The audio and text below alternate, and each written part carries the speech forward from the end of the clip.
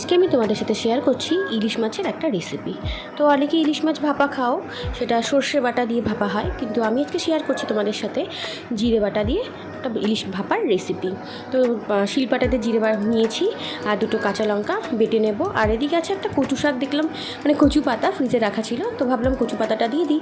কচু পাতা দিয়ে জিরে বাটা দিয়ে যে ভাপাটা হয় এটা খেতে খুবই টেস্ট লাগে, অনেকে হয়তো খেয়েছো, আর যারা খাওনি তারা দেখতে পারো ট্রাই করে।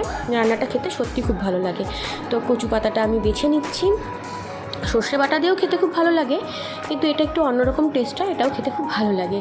তো কচুটা ভালো করে বেছে নিয়ে ধুয়ে নেব। অনেকে অনেক রকমভাবেই ইলিশ মাছ রান্না করে, কিন্তু যেভাবেই রান্না করো না কেন ইলিশ মাছটা খেতে খুবই ভালো লাগে। তো এক একজনের রেসিপি এক এক রকম। এটা তো আমি শিখেছি আমার মার কাছ থেকে, এইভাবে কচু পাতা দিয়ে ভাপা করাটা। তো কচু শাকগুলো বেছে নিয়েছি, আর এখানে আমি নিয়েছি হলো ইলিশ মাছ আর জিরেটা বেটে নিয়েছিলাম। কচু পাতাগুলো ধুয়ে নিয়েছি।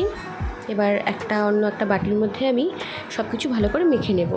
তো একটা ফাঁকা বাটি নিয়ে নিয়েছি, এর মধ্যে প্রথমে আমি কচু পাতাগুলো দেবো, তারপর ইলিশ মাছগুলো দিয়ে দেবো, তারপর জিরে বাটা, লবণ, হলুদ,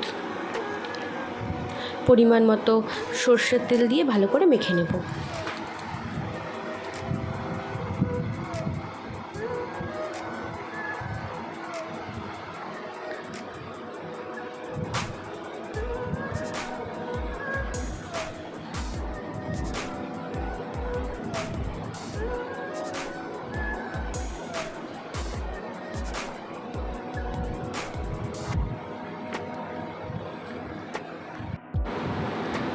ভালো করে মাছগুলোকে সব মশলাগুলো ভাতে মিশে যায় সেইভাবে মেখে নিয়ে আমি দুটো কাঁচা লঙ্কা চিরেও দিয়েছি।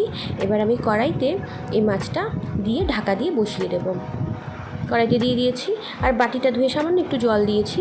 এবার আমি মাছটা ঢাকা দিয়ে বসিয়ে দেবো। হালকা আছে ওই 10 থেকে 15 মিনিট রাখলেই আমার হয়ে যাবে ইলিশ ভাপা রেডি হয়ে গেছে ইলিশ ভাপা। দেখতে পাচ্ছ পাতাগুলো খুব সুন্দর গলে গেছে। এবার একটু গরম গরম ভাতের সাথে আমি খেয়ে নিই। দেখা হচ্ছে তোমাদের সাথে আমার আবার পরের ভিডিওতে।